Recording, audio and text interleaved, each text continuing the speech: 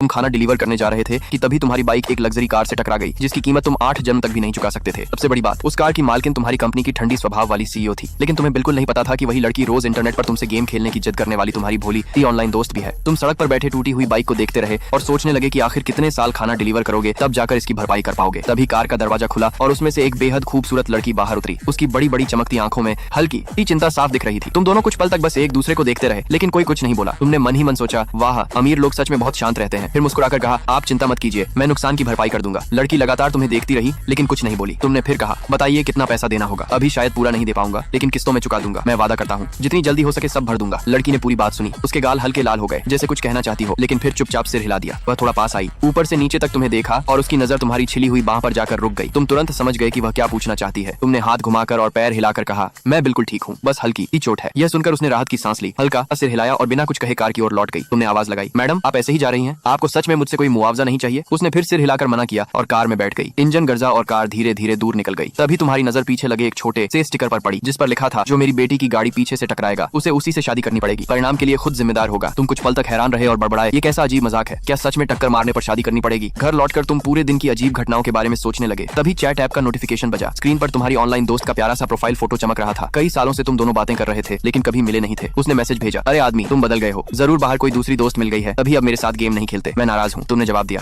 बस तुम्हें हर वक्त सिर्फ गेम खेलना आता है। वह उदास होकर बोली, तुम बहुत बेरहम हो, जैसे तुमने मुझसे कभी प्यार ही नहीं किया।